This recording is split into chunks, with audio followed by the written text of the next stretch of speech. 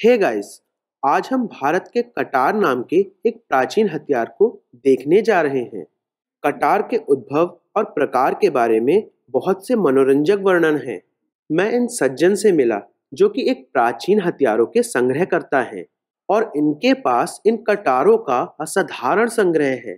कटार शब्द वास्तव में तमिल भाषा कटारी से आता है, जिसका अर्थ एक खंजर या घोंपने वाला चाकू होता है। ये खंजर छोटे हैं और काटने के लिए प्रयोग नहीं किए जा सकते, पर वे लोगों को घायल करने के लिए उपयोग किए जाते थे। एक जोर का धक्का ही खंजर को शरीर के अंदर पहुंचा देगा और इसकी धार दूसरी तरफ से बाहर आ जाएगी। ज्यादातर खंजरों और भारतीय कटार में मुख्य अंतर इसकी एच के आकार की क्षैतिज हाथ से पकड़ने की जगह है।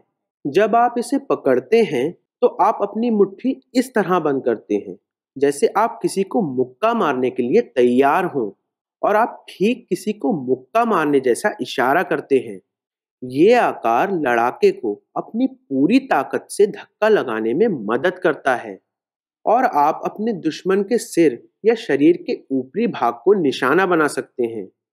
क्योंकि यह हल्का और छोटा है, यह आपकी मुट्ठी से बस थोड़ा सा बड़ा होता है और इसलिए एक कटार से हमला करना और आत्मरक्षा करना ज्यादा सहज महसूस होता है। बाद के चरणों में एक बहुत ही मनोरंजक बदलाव किया गया था और यह रोचक हथियार कैची कटार कहलाता है। आप देख सकते हैं कि यह ब्लेड दो हिस्सों में बटा हुआ है और हाथ की पकड़ में एक लीवर है, और जब आप लीवर को दबाते हैं तो ब्लेड खुल जाते हैं और इनके अंदर एक छोटा ब्लेड है। इसका उद्देश्य किसी को कटार घोंपना है और तब जब आप लीवर को दबाते हैं तो ब्लेड खुल जाएंगे और आंतरिक अंगों को काट देंगे। पर यहाँ एक और खतरनाक चलन था। अंदर वाले ब्लेड की नोक पर जहर लगाया जाता था। तो कटार जब किसी के शरीर के अंदर जाती थी और बाहरी ब्लेड खुलते थे तो आंतरिक ब्लेड सीधे नसों और अन्य अंगों के संपर्क में आ जाता था और जहर सीधे खून में घुल जाता था। याद रखिए कि हम एक प्राचीन कटार का प्रयोग कर रहे हैं जो कि कम से कम 100 साल पुरानी है। कल्पना कीजिए कि एक नया हथियार कितना नुकसान पहुंचा सकता है। शाही कटारें बहुत संपन्न रूप से बनाई जाती थी और उनमें से कुछ में तो जवाहरात लगे होते थे। इस वाली के ऊपर शेर बने हैं और यहाँ तक कि किनारों पर भी आप इस शेर को एक हिरन का शिकार करते हुए देख सकते हैं। इन आकृतियों पर सोना जड़ा हुआ है। अब कुछ लोग दावा करेंगे कि कटार भारतीय नहीं थी और पिछली कुछ शताब्दियों में यहाँ लाई गई थी। क्या यह शानदार हथियार वास्तव में एक प्राचीन आविष्कार है या फिर यह बस कुछ शताब्दियों पहले बनाया गया था? इस सवाल का जवाब पाने के लिए चलिए हम प्राचीन श्रीरंगम मंदिर चलते हैं, जो कि 2000 साल से भी ज्यादा पुराना है। यहाँ हम प्राचीन भारतीयों को विभिन्न मूर्तियों में कटार का प्रयोग करते हुए देख सकते हैं।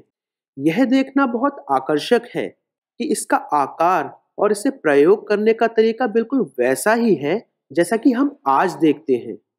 कुछ नक्काशियों में कटार को एक मनुष्य के शरीर में जाता हुआ और इसके किनारों को दूसरी तरफ से बाहर आता हुआ दिखाया गया है।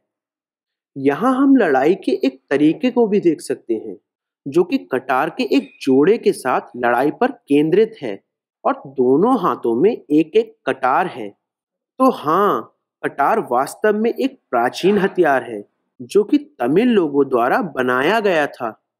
कटार कैसे बनी, इसके पीछे एक रोचक कहानी है।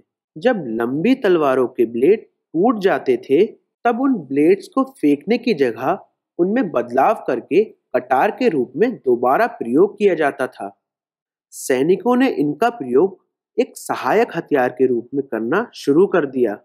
एक कटार का मुख्य फायदा इस बात में है कि यह किस तरह आपके पोरों और कलाई को ढकती है। दोनों तरफ लगे लंबे हत्थे आपके हाथों को ढकते हैं और उनकी रक्षा करते हैं। इसका एक बेहतर प्रतिरूप भी है जो कि पट्टा कटार या हुडेड कटार कहलाता है, जो कि आपके हाथ को पूरी तरह ढक लेती है। एक और तरह की कटार है जिसे सर्प कटार कहा जाता है, जिसमें सांप के जैसा घुमावदार ब्लेड होता है। अभ्यास और ट्रेनिंग के समय लकड़ी की कटारों का प्रयोग किया जाता था। मुझे उम्मीद है कि आपको इस अजीब प्राचीन हथियार को देखना रोचक लगा होगा। मैं प्रवीण मोहन, वीडियो देखने के लिए बहुत बहुत धन्यवाद। सब्सक्राइब करना ना भूलें और सभी अपडेट्स पाने के लिए घंटी के बटन को भी क्लिक करें। कृपया इस वीडियो को लाइक करें और अपने दोस्तों के साथ शेयर करें। मैं आपसे जल्द ही बात करूंगा। बाय।